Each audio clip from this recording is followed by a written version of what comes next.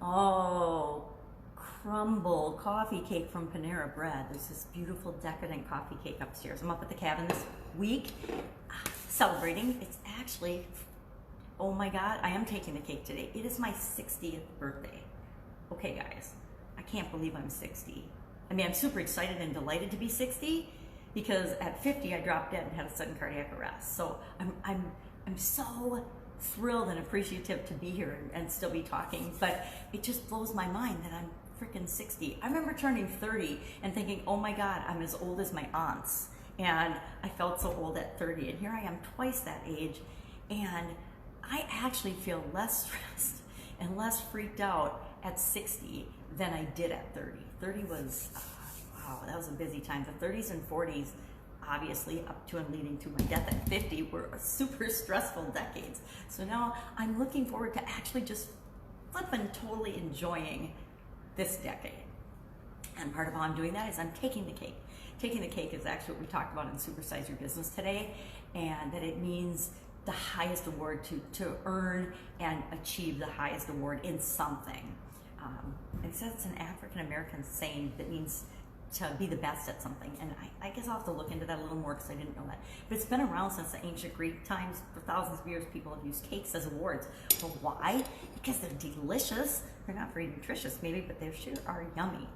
My sister made me a 3-layered checkerboard cake, chocolate and white with chocolate and white frosting and caramel, sea salt caramels on top. I'm so excited to dig into that later today. I'm going to enjoy taking the cake. But taking the cake just means we're really good at something, and that we are acknowledged and awarded or rewarded for being good at that thing. All of us have gifts and things that we're amazing at. And so often we spend our time thinking about what we're not versus what we are. And if we focus on what we're good at and our strengths and what we are and our genius zone, if people are calling it the genius zone, I don't know how long they've been doing that. I've been paying attention, really. I've been off living my own life, and now that I've come online, I'm seeing things from different perspectives. I'm being exposed to things that I've never been exposed to before, because pretty much I lived in my own little world, and now I'm expanding that by being on the internet. So today we did the 11th in my top 20 biggest lessons learned in the last 47 years of business. Now, if I'm 60, 47 years in business isn't really that long, right? So it's still a long time. But I've learned a lot. I've learned a lot along the way, because actually today is what? Day 774 of what's she up to now as I transition from the corporate world and the brick and mortar world of real businesses to the online world. And that transition, 774 days into it, obviously it isn't an overnight success, quick transition, at least not for some of us. And I'm going to tell you, the truth is, not for the vast majority of people. There's this false belief about not just online business, but business as a whole, that people are overnight successes, and they aren't. I am a 47 year in the making overnight success. Now, have I had incredible successes along the way? Sure, but I've also had incredible failures and flops along the way. We all do. That's part of who we're becoming, and the real secret that I don't think you realize until you get a certain way down the path of whatever it is that you want to be or do or have, that you realize it's all about who you are and who you're becoming. All this stuff and all the experiences we have along the way are just for us, and they're unique and different for all of us, because it's all about us becoming the best version of ourselves, us becoming the best person that we can be in order to create what it is that we want in the world. We all want to create different things in the world. Some of us want to be great moms and great grandmothers. Some of us want to have billion-dollar businesses. Some of us want to create nice nonprofits and amazing nonprofit organizations that change the world. We all have different things. Some of us want to write a book. Some of us want to do whatever it is you can say. Some of us just want to eat cake, right? And watch Netflix. Whatever is in your path, in your experience, in your destiny to personal development, right? And we all have a part in that, right?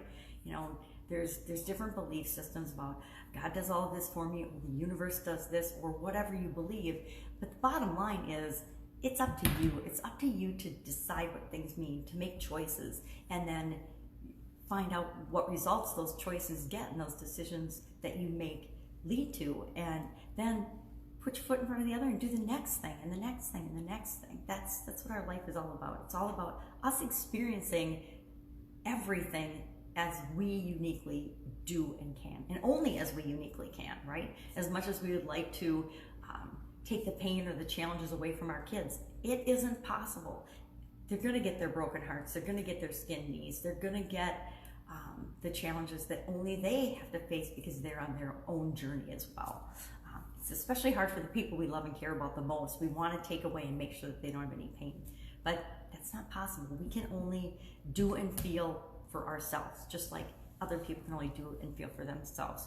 I see people I love and care about, and me, I've been guilty of this as well, trying to make other people happy or trying to motivate other people. I remember back when I was first starting out in business out of college, I was a team manager at Procter & Gamble, making toilet paper. Yep, making toilet paper. Ooh, very exciting. Actually, it was really cool. It was very interesting. And that, after college, is kind of where I got into the quality function and where I really moved and advanced my career quickly, because I didn't stay in manufacturing. I stayed in manufacturing, but I got into the quality function of manufacturing. Lots of stories about that. But I started there, and our big thing as team leaders and team managers was we needed to motivate our teams. We needed to motivate our teams to achieve certain standards and goals and objectives. And it's where I learned that no matter what we do, no matter what incentives we provide to other people, you know, all the scarcity and lack and sense of urgency we try to create online for people to get them to make a decision. Bottom line is, if it isn't right for them, there isn't anything we can do. We can't do anything to motivate someone else to do anything. I mean, my mom used to joke about, I'm going to get an electric cattle prod to get you girls to do your work around the house. It was a joke, right? It's kind of funny. But even that, you know, even external pain, and usually pain is what motivates us to change ourselves, right? But it's always us to change ourselves. There's nothing we can really do to motivate other people. The choice and the decision always has to come from within them. If I want to do something or not do something, I know that choice always comes from within me. If I'm motivated to do something, I'll do it. If I don't feel like doing it, I'm not going to do it. There's nothing you can do. And then if I am motivated to do something, there is nothing you can do to stop me from doing it or making that happen. So motivation and happiness, and guess what? All of our feelings come from within, right? So it's up to us to manage those and figure those out. And it's hard. Don't get me wrong. I'm like everybody else. I'm a roller coaster of emotions and feelings. But over the decades, since I'm 6 decades old now, I've learned to let some things get to me and then not let other things get to me. Now, there are still people that trigger me. I'm working a lot on triggers and patterns lately because I'm moving out of a relationship that definitely triggered me for decades. And when you're triggered for decades, guess what? You create some really, really bad patterns and bad habits. And so I'm in the process of letting go of and eliminating those bad habits and replacing them with better habits and mostly habits of thinking, habits of thought, habits of the things that go around in your head. Those are the biggest things and the easiest things, the hardest, but the easiest for us to impact because we have control over impacting them. So thinking about that, so today was day 11 of the countdown. I think I got sidetracked on that. And it was all about making quick decisions and how do you make quick decisions. I am going to hang out and have fun today, probably going shopping. In spite of the coronavirus, I am going shopping today. And doing my own thing. That's one of the cool things about having an online life now. I can do what I want, when I want, where I want, with whomever I want. And things like the coronavirus probably aren't going to affect me as much as they do people that have to go into work every day. Like if I was still running my businesses, I'd probably be freaking out right now because I ran a food business, and chances are, although we're in a little town in Wisconsin where there isn't a lot of cross-traveling and cross-opportunity for something like that to happen in our area, I guess I probably wouldn't be freaking out. And I don't really freak out about stuff anymore, especially emergencies, and I never have. If there's an emergency, I deal with the emergency, and then I freak out on the side later, right? Or sometimes I don't, because by the time you've dealt with the emergency, that's given your emotions a chance to calm down, and then you usually kind of miss out on the whole freaking out part, which is always a good thing. Anyway, that's it. That's all I've got today.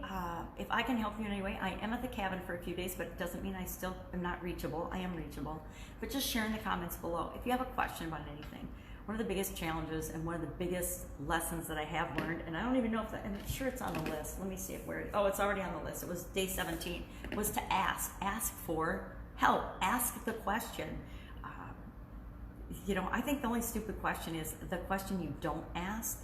Although I answer questions on Quora, and I will admit sometimes I think that there are stupid questions. Only in my mind. I never tell people they're stupid questions because it takes a certain amount of initiative to ask a question, right? And everybody comes from different levels of experience. So to them, it's not a stupid question. So who am I to judge that it's a stupid question? But sometimes there's questions, and I just want to say, can you Google that? Please Google that. Don't ask on Quora. Google it. Take some initiative, solve your own problems, be a self-starter, and Google it. My kids say Google that shit, but I try not to swear. I have an impressionable 4-year-old granddaughter, and I don't like to swear around her. Does it happen? Yeah, sometimes, but not very often. So if you need anything, hit me up in the comments below. Otherwise, have an absolutely fantastic and amazing day, and I will be with you tomorrow. Also, coming from the echoey cabin. It's because the small shop is so darn big. It's got a bowling alley off to my right, probably your left, but so it tends to be large and in charge and echoey. It's sure a lot of fun. All right, have a great day. Catch you tomorrow.